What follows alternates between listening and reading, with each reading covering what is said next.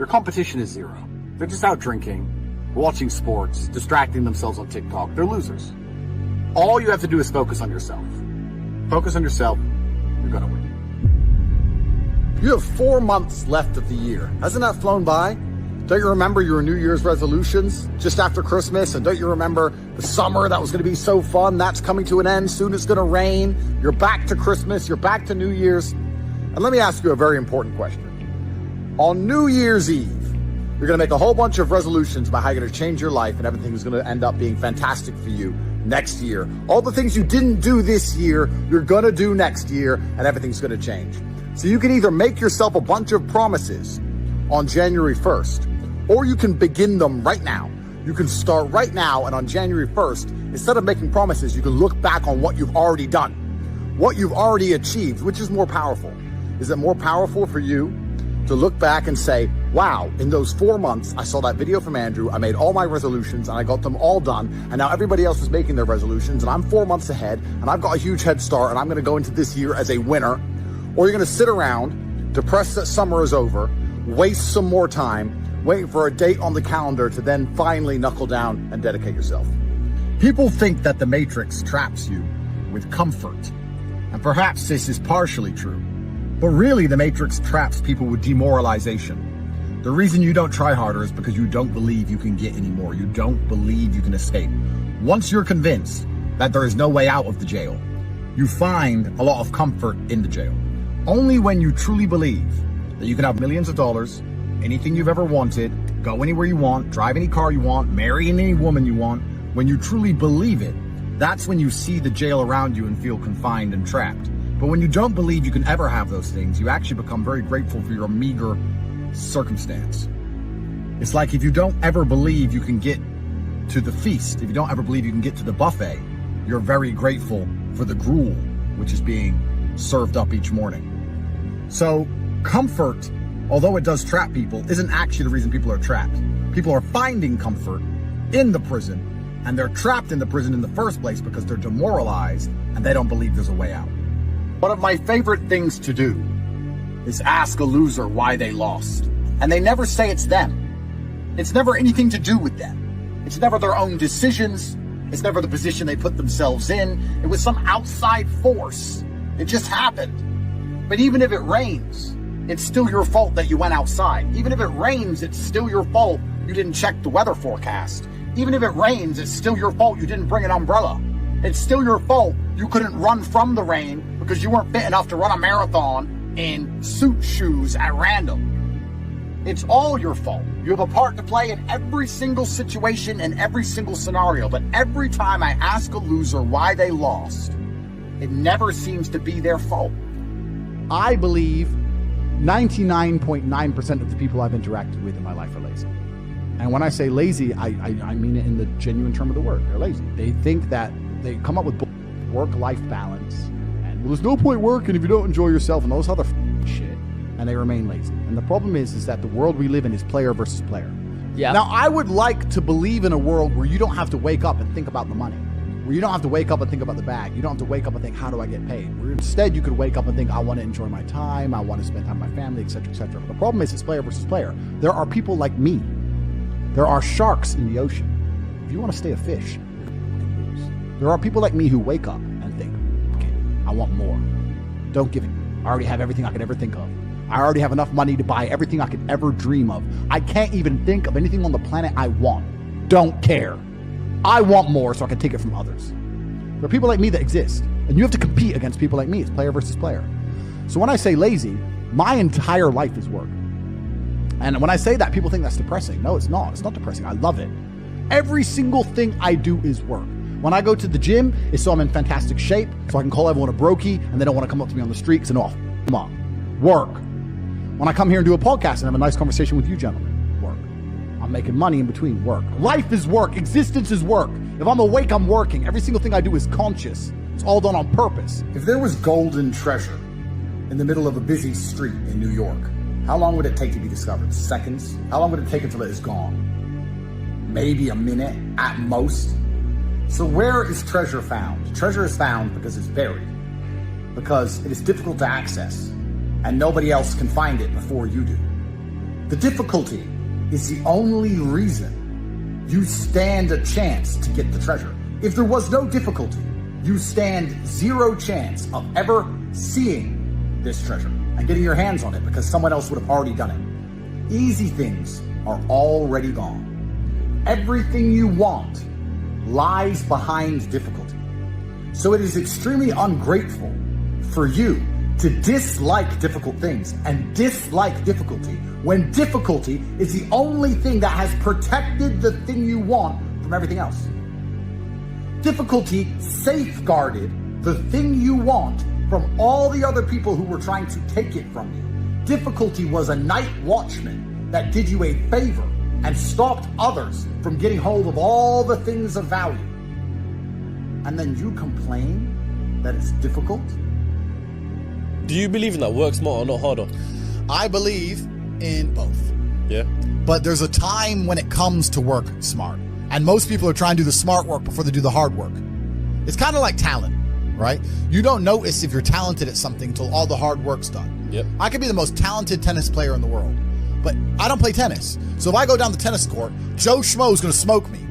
I don't get to see my talent until I've worked so hard that I'm in the top 1%, and now I'm beating them because I have some God-given gift. Yeah. You understand? Yeah. You have to do the hard work first. If there's no hard work, there's no smart work.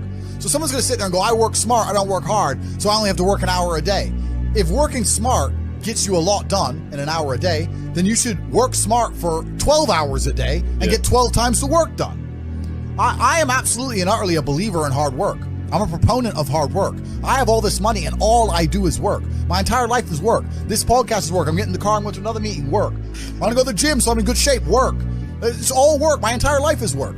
And people don't want to look at life that way. They want to talk about work-life balance and being lazy and all this crap. I don't believe in any of that. I believe in if you want to win, you have to outcompete the man who's prepared to do nothing but work. It's player versus player. If you're going to sit there and go, I don't want to work more than an hour a day, well, the guy who does want to work more than an hour a day is going to beat you. And no matter how smart you are, there's always a smart dude who's doing the same smart work you are for more hours than you're doing it. That's just the nature of the game. How do you deal with procrastination and laziness? Why are you asking me that question? Why are you on this podcast asking me how to stop procrastinating? Turn off YouTube. Go do something. Jesus Christ. What's wrong with people?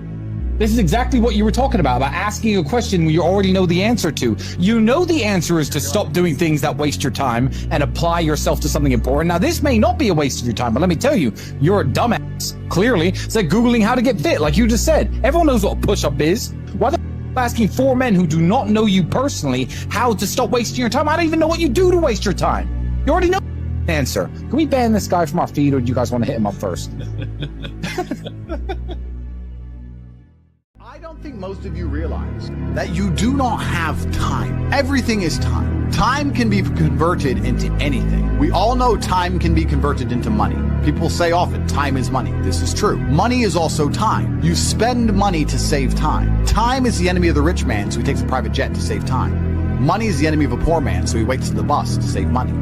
But they're the same thing, money and time. So when I say you don't have time, this is something you need to remember because it's extremely important and you can apply it to most things. You do not have time to have a headache. Do you understand? I'm not saying you don't have a headache. I'm not saying your head doesn't hurt. But you don't have time for it to affect your life. You do not have the waking hours. You are being outcompeted and crushed by people who are more powerful and more connected than you'll possibly ever be. By people who know things you do not know. You do not have time to have a headache. It's simply not acceptable. How do you perform when you have headaches is a stupid question. The fact you've even framed it in that way shows that you don't understand the world. I'll give you another example. You don't have time to argue with your woman. Your woman started an argument today or yesterday, whatever, and you've been texting back and forth. You don't have time. You have things to do. There's unlimited work in the universe. You don't have time to have a headache or message girls or scroll Instagram. You don't have time for any of these things. Time is your lifeblood. It's all you've got. You can turn time into reputation. You could turn time into global fame. You could turn time into respect. You could turn time into a fantastic body. You could do anything with your time. You could choose a random embassy. You could choose a random country that you have beef with. Chile. And you could go stand outside the Chilean embassy with a sign saying, "Down with Chile," for no reason. But if you stood there every single day After about 2 years, people would be like, who is this guy and why does he hate chili so much? You can turn your time into anything you want. So how are you going to waste it sitting around saying, I have a headache? Boo boo, I have a headache. But the question is framed incorrectly. If I have a headache, I don't care. And one of the main reasons I don't care is because my enemy doesn't care. You know, when I got injured when I was training for fights, my coach would often say to me, is your enemy going to hit you less or show you mercy because of this injury? If you say, okay, we're about to fight, but halfway through the training camp, I hurt my foot, so, take it easy. No, he's going to try and destroy me anyway. So if he doesn't care, why do I care? And why does my coach care? Nobody cares. The people who are trying to steal your woman, and trust me, everyone is. The people who are trying to take the money that you want to earn and put it in their pocket before you can. The people who want to have large and gorgeous feathers on their peacock to show the world all the amazing things they've done. They don't care that you have a headache. So why do you care? You need to reprogram your mind. You don't have time to have a headache. You don't have time to be doing the majority of things you do. And there's always been and always will be, and we could talk about that again. We were talking earlier about competence, right? Do you think a woman sees you as competent if you complain about having a headache? Let's say you have a headache. It's fine. You have a headache. I'm not disputing that. Maybe it really hurts. That's terrible. If you go, oh, I've got such a bad headache. Do you think a woman looks at you and goes, yes, oh, I found the guy for me? She may not say anything. She may say, oh, do you want a pill? But really, deep down, this guy's a dickhead. I mean, if you got hit in the head with a hammer or shot in the face, fine. But why do you have a headache? From what? Scrolling TikTok. A lot of you deserve the failure you endure. The universe is very giving. I often believe, people say the world's not fair. I'd argue that karmic retributions, and in the long run, all in all, is pretty fair. Karmic retributions are real. In the end, God gives you exactly what you deserve. So if you're not happy with your life, you have to ask yourself, do you really deserve more? Have you really tried 100% of the time? Did you ignore that headache? Are you as competent as you could possibly be? Have you given 100% every time you've done anything? No. You deserve what you have. You deserve your mediocrity because you're an average person. You want a Lambo and these women and a boat and whatever else you want because you see it on Instagram. But wanting something and deserving something are very different things. If you truly deserved it, you'd be working for it in a way that ensures it would be given to you by the universe. Every single thing I've ever wanted, I have got. Maybe not instantly, maybe not easily. In fact, certainly not both. It was always difficult and it always took time. But I really wanted them, so I always got them. And I put in enough work to show God and show the universe I deserve them, so he gave them to me. I cannot remember a single time, and I state this as a matter of fact, this is not hyperbole, I cannot remember a single time I have ever decided not to do something that must be done because I had a headache. Ever. Ever. It is easier if you enjoy it, because you do not struggle with lack of motivation or lack of interest. For me to say you could honestly be world champion at something you hate is a lie. You can, however, be competent at things you don't like. You can be very good at something you don't like doing. To be the best in the world, you probably have to fall in love with it. But the way you do anything is the way you do everything. And you can fall in love with the idea of being good in general. So anything I do, I don't want to be bad at. I either don't do it or I try my very best all the time to become extremely good at it. I don't see the point in doing anything and being mediocre or being bad at it. What's the point? If I'm going to speak on podcasts, I want to be good at it. Anything I'm going to do, I want to be good at. Now, you should have enough respect for yourself that you're prepared to always put in the effort to give your best 100% because it is a habit. You should always give your best to anything you do. When you pick up a video game, you should give your best.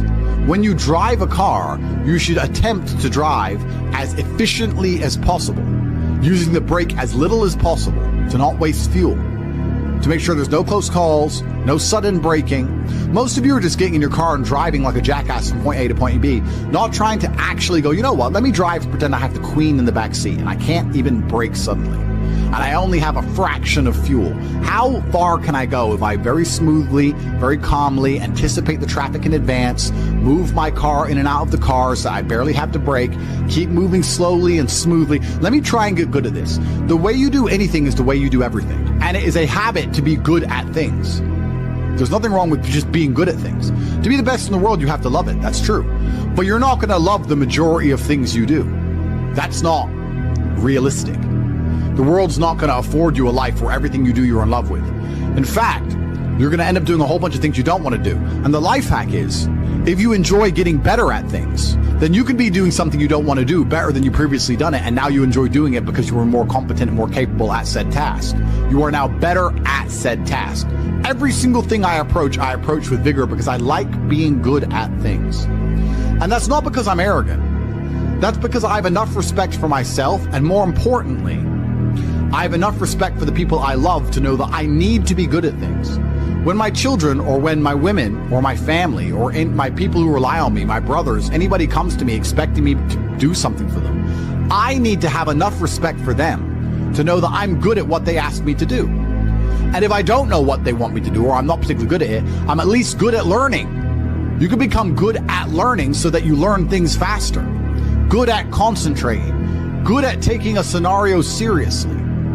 These are all basic life skills that go along with bravery. That's going to put you in a competitive bracket amongst the masculine realm which exists today, because most people can't even focus. Most people can't even focus or try hard at anything. So to answer the question, can you become world champion without loving boxing? No, you can't become the best in the world. However, you can become very good at it because you can have enough discipline to ensure that you go to training, and you can make sure that you're the kind of person who, if you're going to go to training, you're going to try your best. Guys, you're going to go to training for an hour. Whether you try hard or don't try hard, you're going to spend an hour in the boxing gym. There is no reason to not try. That is a learned habit. And what you often find with people who need to be motivated into things, because they're not disciplined enough to do things and not disciplined enough to do things properly, they'll go and say, I went to boxing training, as if that's all that it's about. It's not about going to the training. It's about trying hard in the training. It's about giving it your all. It's about dedicating yourself. You're going to give an hour up anyway. There's no reason to not try. Most people go through their entire adult life without trying 100% hardly ever. Think about it. Even when you go to the gym, you don't try 100%. You try 60%, 70%. You don't try 100% at home. What do you try 100% with? Do you really try 100% with work? Are you really moving that mouse as quickly as you possibly can? No, you're not trying. So you have people who have gone through life and are going through life without even giving 100% of what they've got ever. And it's interesting because we're entering the most competitive period of human history. So you need to get very good at everything you do, all of the time. You'll learn a lot of lessons about psychology in the boxing room. Now, they're not related, technically. One's exercise, one's the psychology of people. But you'll learn in the fight ring, you'll learn that you're not tired when you're winning. You're tired when you're losing. That once you start to win, you get to find unlimited energy from the universe from somewhere, and you just continue to push forward, no matter how hard it is. Winning is easy. It's trying to turn it around when you're losing that is difficult.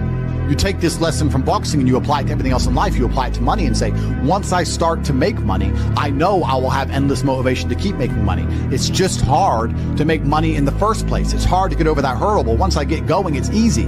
It's a positive reinforcement loop. It's a spiral upwards into infinity.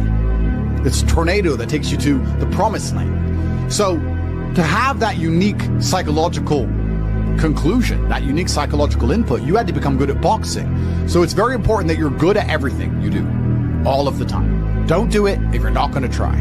But you don't want people to learn bad habits. But it's a bad habit to coast.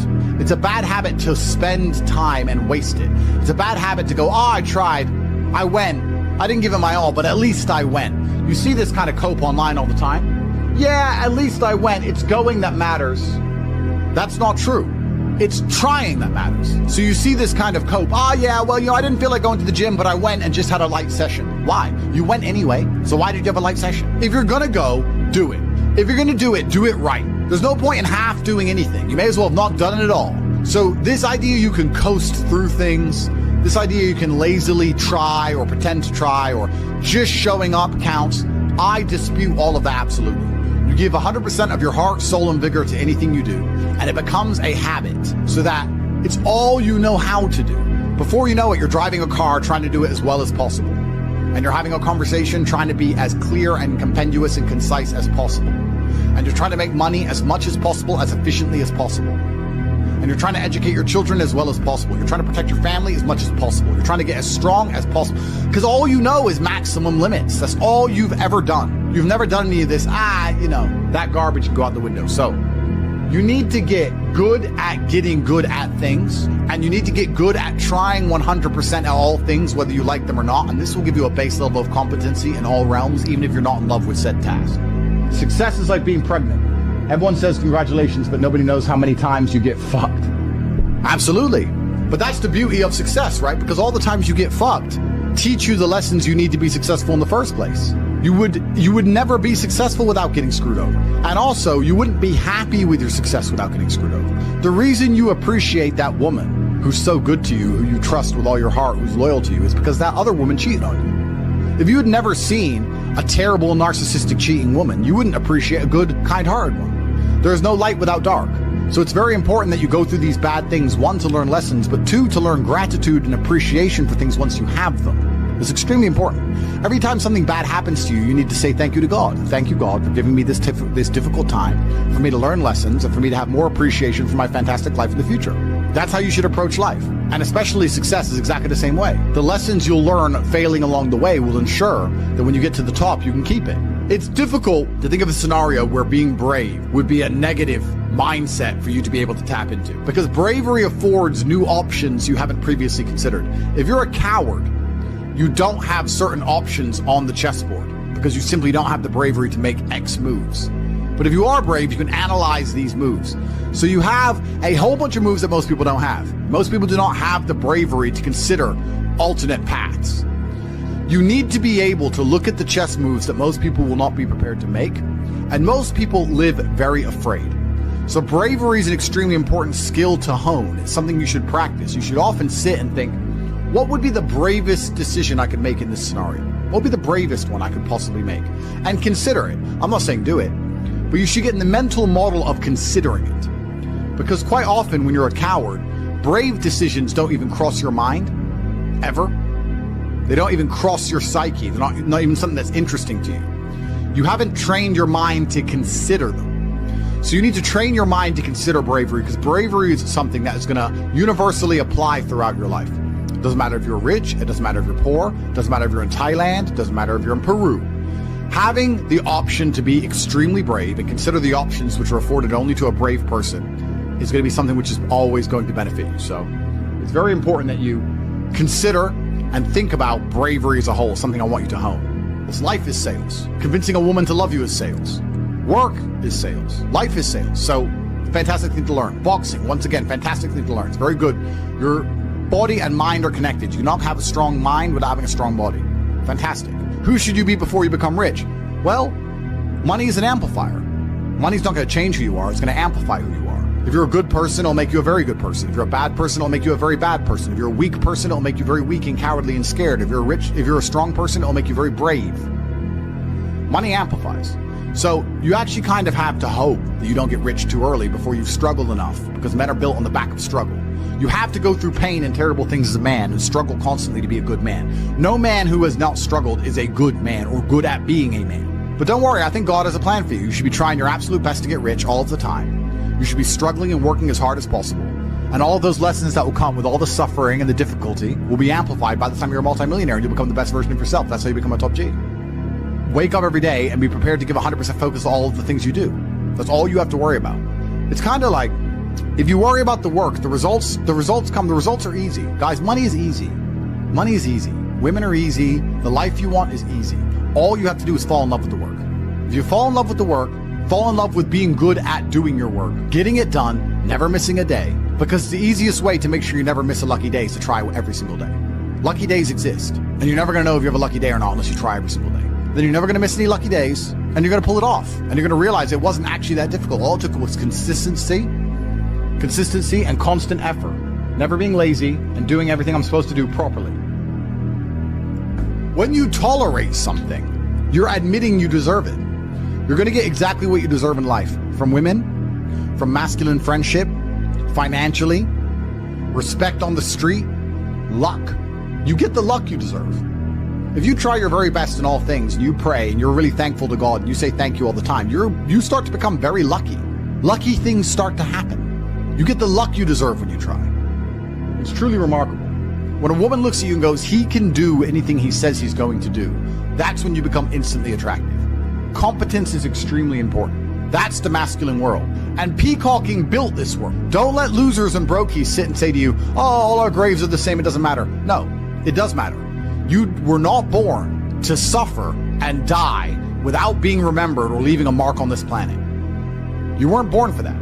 You were born to do something great and to be remembered. You were born to leave offspring, which are so fantastic, raised in your image, that you, by proxy, are discussed into eternity. Your bloodline becomes synonymous with competence and capability. That's why you were born. The reason the male peacock shows its feathers is to say, look what I have. There is nothing wrong with that. That's what built the modern world. All of the explorers who risked their lives on the 7 seas did it to say, look what I did. The most beautiful buildings around you, the cathedrals, all these things that were built by men saying, look what we have done. We have done something other people cannot do. Flexing, in and of itself, is not a stupid idea. It's actually a biological norm amongst men. Don't be confused. You don't want to flex asininities. You want to flex capabilities. You want to flex competence. You want to flex, look what I can do, which others cannot do. And respect often lies on the other side of fear. If there's a decision that everybody's afraid to do, but you do it, that is what's going to get you respected by your peers. But masculine brotherhood has been the basis of keeping you accountable. It's very easy for you to become the best version of yourself if all the men around you are pushing you all of the time. And they're ensuring that they are being their best selves, which is constantly pushing and striving towards successes. This is what you're supposed to do. You always have. This is why even boxers, although they fight alone, they train as part of a camp with other boxers. You're always pushing yourself all of the time. That's the primary objective of masculinity, is to leave your mark on the world. And it's easiest to do that if you have brothers behind you who are pushing you to be your best self. I don't know how to keep that fire going. What should I do? This is a really interesting question, actually, because it amazes me that so many people in the world still today, even though we have instant access via social media to the truly successful, believe anything they've done matters. So you've made 100 grand. You're still poor. That's nothing. That is nothing. 100 grand is nothing. It is my cigar bill for a month. It's nothing. You've changed nothing. You've achieved nothing. You need to compare yourself always and constantly to somebody who is outperforming you.